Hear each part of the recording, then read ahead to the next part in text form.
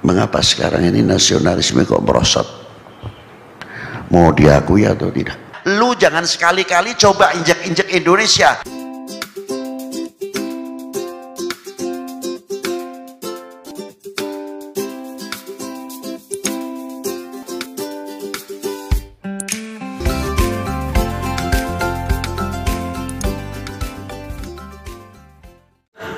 Dan saya hormati Bapak Menteri Agama dari Bapak MUI dan Bapak Gubernur atau yang mewakili, dan putra sahabat kami Mbak Yeni, Mbak Lisa, dan para hadirin yang tidak bisa saya sebutkan satu persatu.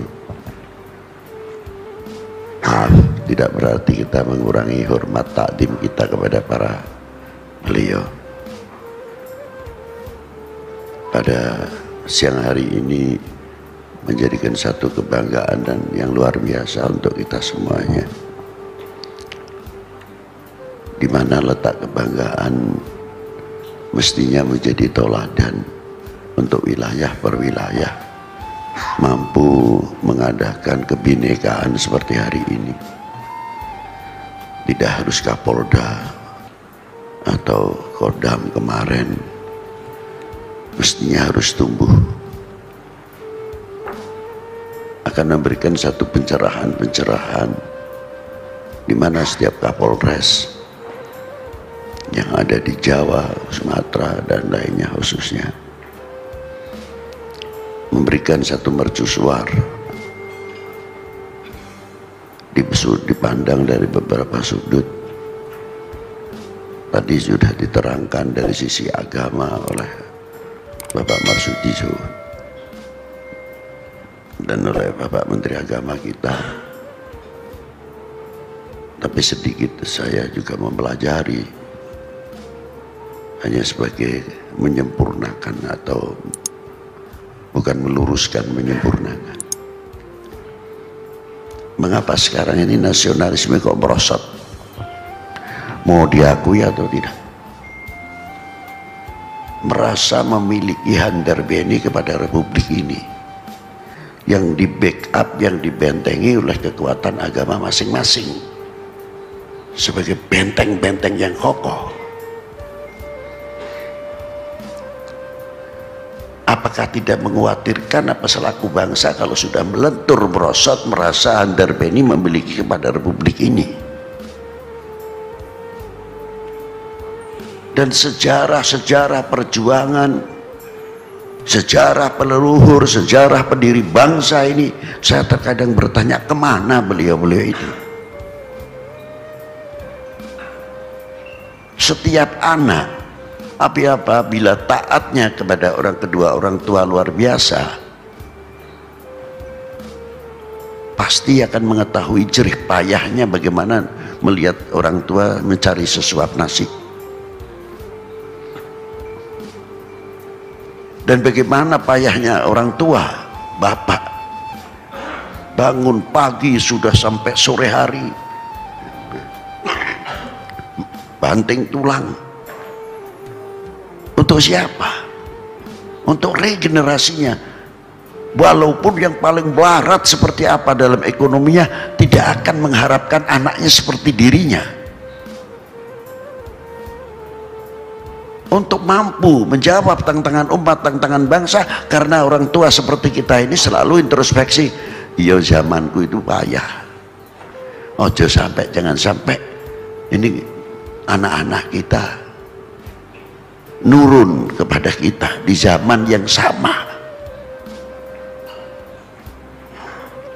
Insya Allah anak-anak kita semuanya akan menyadari perjuangan orang tua.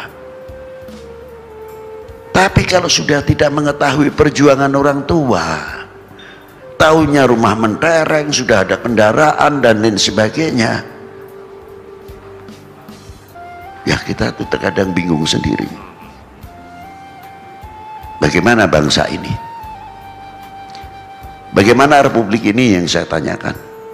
Apa sekonyong-konyong merah putih itu hanya berkibar kehendak sendiri saja? Satu butir nasi saja yang andil itu bukan satu tangan. Guru saya itu kalau mau makan pakaiannya rapi, kayak mau pergi saja, walaupun sederhana. Lalu saya selaku muridnya, saya bertanya, tapi saya minta dididik. Pertanyaannya, Yai, terus pundi toto kromonit yang dahar, gimana Yai adabnya orang makan? Saya minta diajari. Lalu guru saya mengatakan, Beb, ini sebutir nasi ini ratusan tangan yang andil, Beb.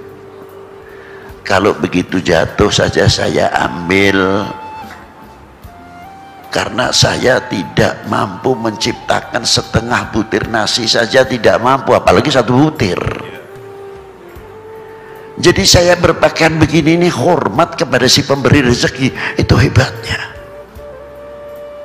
Lalu kalau sudah menghormati kepada pemberi rezeki, yang muncul syukur, yang muncul akhlak, yang muncul adab.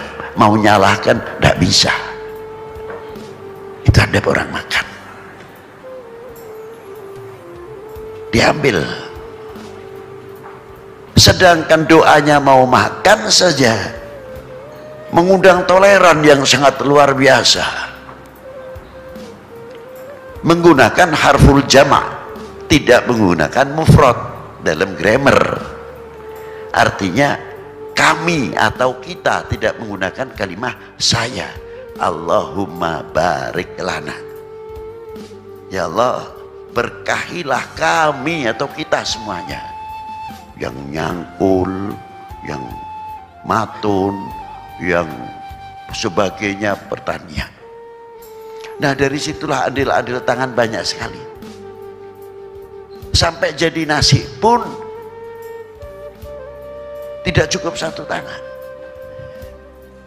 Jadi kalimah Allahumma barik lana fima rozaqtana ini wa qina adzabannar tidak hanya untuk di dunia saja, sampai di akhirat pun. Berkahilah kami semuanya rezeki yang engkau berikan kepada kami, dan jauhkanlah dari api neraka. Jangan sampai di dunia ini kita menerima rezeki dari Allah untuk dimanfaatkan yang tidak manfaat. Hidup ini tidak berarti. Itu doa, dalam doa makan saja sudah begitu hebatnya. Bagaimana republik ini, saya mau tanya. Bagaimana agama ini dikira wali-wali itu cuma satu? Ada wali 9, ada regenerasi walinya, pejuang-perpejuang. Coba kita tidak pernah, mungkin ada yang banyak menguak sejarah-sejarah seperti contoh suri toladan yang luar biasa. Kalau kita mau mempelajari peristiwa Daha Singosari kayak apa, mengapa pecah, yang sudah dibina pada waktu itu menjadi Singosari. Singosari turunan Ken Arok, Daha turunan Wong Ateleng, satu ibu lain ayah, tapi bertikai terus. Akhirnya diambil kesempatan dalam kesempitan oleh bangsa lain menekan Singosari. Terpaksa dituruti oleh Singosari, tapi dengan syarat pukul dulu Daha. Tidak tahu disapu lidi dari belakang oleh Singosari. Ini diambil pelajaran yang paling termahal oleh Gajah Mada pada waktu itu. Apa diantaranya? Sumpah Palapa, menguasai dari Madagaskar, Sri Lanka sampai Indochina. Apa tujuannya? Kita hanya memaknai, hanya mengetahui bahwa itulah hebat Gajah Mada, tapi saya artinya lain. Karena Gajah Mada mempunyai satu sejarah yang luar biasa. Bagaimana pada waktu Singosari diancam oleh luar pada waktu itu, maaf jangan diartikan nyindir, Gajah Mada berangkat dengan kata bahasa perilaku, bukan bahasa mulut. Kalau kita terjemahkan, kamu baru nyoba masuk Singosari. Kami telah masuk dari Sri Lanka, Madagaskar sampai Indochina. Artinya lu jangan sekali-kali coba injek-injek Indonesia. Kami bisa menguasai yang demikian. Luar biasa. Tapi kemana sekarang ini? Kita gembar-gembor kemana sekarang ini? Kalau kita kuat luar biasa, wah, ini benteng yang luar biasa untuk kita semuanya dalam mengganjal segala bentuk yang tidak kita inginkan, tapi bukan kekerasan, tapi ketauladanan yang akan kita pasangkan. Saya kagum terhadap Kanjeng Sunan Kudus. Apa di antaranya? Pada suatu ketika, kalau Idul Adha ini biasanya kita saudara muslim tidak terlepas yang mampu memotong sapi-sapi, kerbau-kerbau, kambing-kambing yang di Timur Tengah unta. Tapi Kanjeng Sunan Kudus di Kudus berhadapan dengan yang lain. Yang harus kita junjung, harus kita hormati.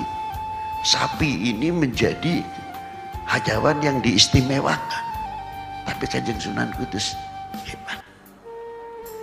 Pidato di Langgar Dalam melarang memotong sapi. Jangan sampai menyentuh, melukai orang lain. Dari situlah Pangeran Poncowati menyerahkan keraton Poncowati yang di Kudus kepada Kanjeng Sunan Kudus. Kerajaannya diserahkan. Kalau saya mungkin ya otomatis siapa orang yang ingin duduk di kursi, tidak ingin duduk di kursi. Tapi apa yang terjadi? Karena Sunan Kudus tahu Demak ada Sultan Abdul Fattah, ada Sultan Trenggono. Setelah itu kami tidak mau berdiri negara dalam negara. Maka bijaksananya Kanjeng Sunan Kudus, kerajaan itu dijadikan masjid Menara Kudus oleh Kanjeng Sunan Kudus. Luar biasa. Ini ketauladanan. Setelah terakhir, saya terkadang kalau ditanya, Beb, apa sih istimewanya ziarah Wali 9? Apa karomahnya, apa barokahnya? Terlalu tinggilah, terlalu tinggi. Cuma saya kagum kalau saya ziarah Wali 9, modal utamanya adalah malu. Bagaimana malu, Beb? Ya bagaimana tidak? Wali 9 itu sampai sekarang dari mulai Jawa Timur ke Banten khususnya sudah meninggal 400 tahun yang lalu bahkan lebih, masih mampu membuat ekonomi kerakyatan. Setiap Wali 9 itu kuburannya mesti rame. Saya tidak mau iktikot hatinya orang syirik atau tidak, itu bukan urusan saya. Tapi realiti yang ada di situ semuanya ada pasar. Jadi saya kaget. Ini jeruk kubur saya bisa membuat ekonomi kerakyatan. Lalu kita ini yang hidup ini bisa apa? Taruh corona wedi ya. Nah ini ya maaf saja. Satu itu. Apalagi di Syarif Hidayatullah itu kalau saya ziarah ke sana, saya malu betul. Sebagian punya non muslim, sebagian muslim. Sedangkan yang di dalam dunia muslim itu sendiri ada yang zikirnya keras, ada yang lamban, ada yang berat. Illallah, la ilaha illallah, ada illallah, la ilaha illallah. Ada lagi yang ngebut illallah, la ilaha illallah. Tidak ada yang bertikai, ini ada. Lu cepat-cepat bener sih kata yang cepat. Kalau nggak cepat saya nggak dapat banyak di zikirnya. Yang satu zikirnya keras lagi, berat. Allah, la ilaha illallah. Jangan berat, dada saya sesak lihat kamu itu. Tidak ada, normal saja jalan, saling menghargai, saling menghormati. Yang non muslim, saudara kita sebangsa setanah air, yang pakai lilin, yang pakai kemenyan besar, yang apa di sebelah itu, sebelah Syarif Hidayatullah Gunung Jati, yang nggak ribut sama kita bersama. Jadi saya pikir hebat Maulana Syarif Hidayatullah, sudah meninggal sekian ratus tahun masih bisa mempersatukan umat, itu kagetnya saya.